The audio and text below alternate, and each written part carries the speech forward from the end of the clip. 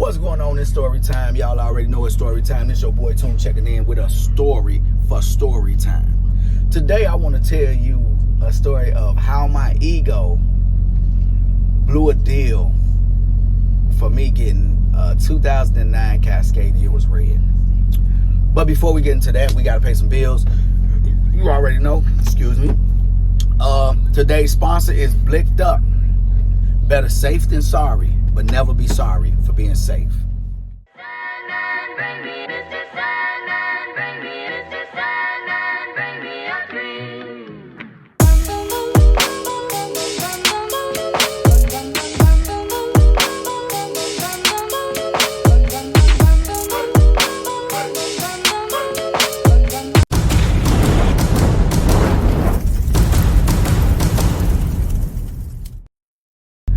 Alright, make sure y'all check them brothers out. Blicked Up.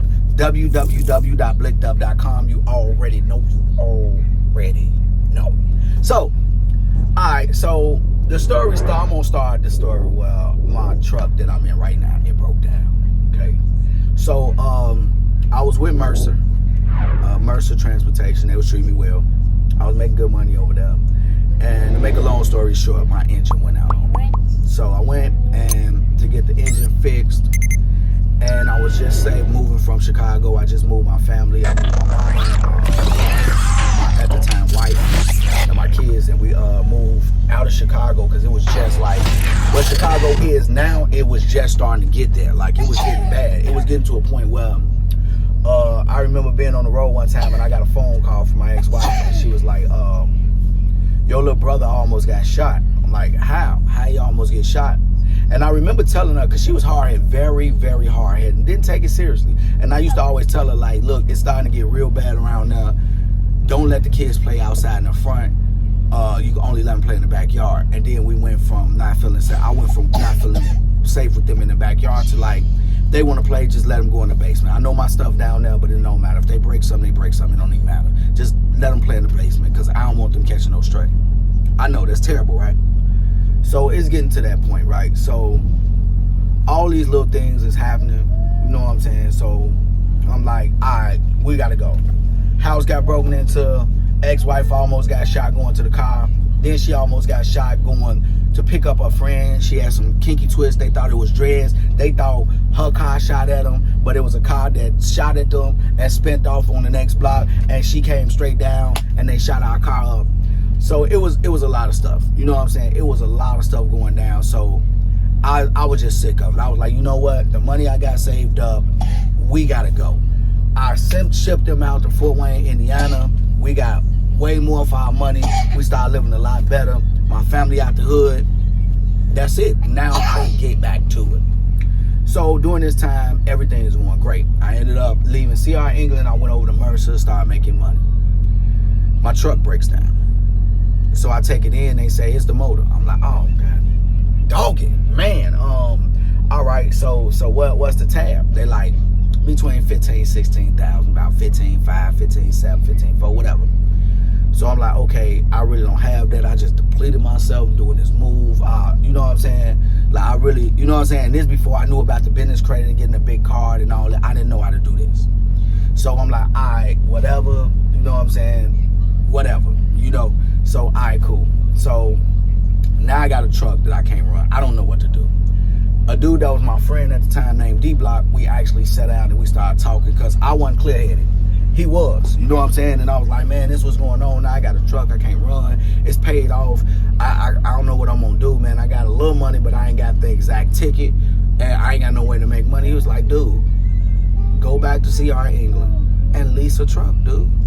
I'm like, lease a truck? He like, dude, you could run team. I mean, you could run as a trainer again and just lease a truck, dude. You could lease this truck and you'll be working on paying this lease off. You buy, you got this truck that you about to buy, and you already got your truck, and the money that you making, you take care of your family and you fix the truck. It was like a beam of light hit me, like, oh my God, this is genius, because it actually like is what I needed to hear. So that's exactly what I did. I went over to CR England, and I ended up leasing a 2009 Cascadia. Man, truck. So like me, I'm kind of like one of them sentimental geeks. You know what I'm saying? I may not look like it, but I'm sentimental. So I'm like one of them sentimental geeks, right? So I go for the truck lease, bam. And I'm like, man, I'm gonna name this truck. Because I had to lease a truck. I named the truck Lisa. See, lease a truck, Lisa. Swear to God, I named the truck Lisa. So I got Lisa on the road. And I have a little malfunction, get it fixed, bam. I'm talking about Lisa is running. 2009 Cascadia, quiet, feel great. Put the refrigerator in there, got that in there. Now I'm running coast to coast. I feel amazing in this truck. It's beautiful. So it was an 8-month lease. It was an 8-month lease. So in about 3 months in, after everything, I got all the money to fix my other truck. So it was such a cool situation, and everything was going super smooth. So I'm riding. I end up meeting a guy named George. Super cool. We end up hitting it off to a point where we super cool. He like, man, I want to work with you. I tell him the situation, like, man, I got a truck I'm about to get fixed, man. I'm just getting the money up. So just keep working with me. Let me get an orange, too. Let me get an orange. So he like, man, Joe, like, man, I like you dudes. You seem cool. Let me work for you, this. I'm like, say less. Soon as that truck get up, you in it. You just got to train. He say less. I say, all right, cool. So now I got this dude on the truck with me. We rolling. I get the money up. So I send the money to them. A couple weeks go past. They say, hey, Toon, your truck is ready. I say, are you serious? They say, no, we very serious. Your truck is ready. I send them the money. I send him down there to pick up the truck. Now, I got 2 trucks with CRE. I'm getting money. I'm paying him, clean like a G a week off his truck, which was horrible because he's doing 5,000 to 6,000 miles and making $2,500. Boy, see, I ain't gonna some crooks. But it was what it was. Still got 2 trucks. So we get to the end of the lease. I go in. The rule is your maintenance account, which is yours, they take out 10 cents per mile for maintenance so you can have it. Can't opt out of this. They're going to hold 10 cents per mile for maintenance. They said anything over $2,000 can be used toward the down payment on a lease truck. This was the rule. It was in bold handwriting. That was the rule. So I go in. I got all the money. They say, all right, it's $7,000 down to put down to buy this truck that you got. Your lease is over, you can buy your truck. I say, all right, here go my $4,000 cash. I had $5,000 in my maintenance account. I say, take that $3,000 that's on top of that, put that with that, here go the $4,000, bang. I'm ready. I want you to say, all right, let me drop the paperwork. So I get called back to the office. They say, all right, I just talked to, I think it was Robert England. One of the Englands actually called and said that I couldn't do it. I'm like, wait, what? What do you mean I can't do it? So he like, it's not making any, the dude name at the time was Ezra. Ezra was the guy that was the middleman kind of telling me what's what. I'm like, wait, what do you mean I can't do it, Ezra? He's like, man, look, I just got a call from my boss's boss, one of the Englands, and he said that you couldn't do it. I was like, well, get him on the phone then. So the England guy get on the phone. I say, what's going on? He say, well, you made over $2,800 last week.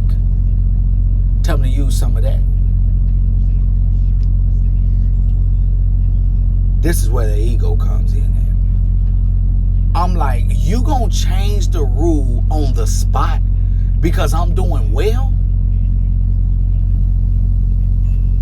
I was like, call Mr. England back and tell him I said, abide by y'all rule or I quit. I'm not working this partnership no more. We had an agreement. I took it under these pretenses. You just can't change it. Why would I think that a conglomerate like CR England would actually care? tell him to make sure he returns the truck to the back bay.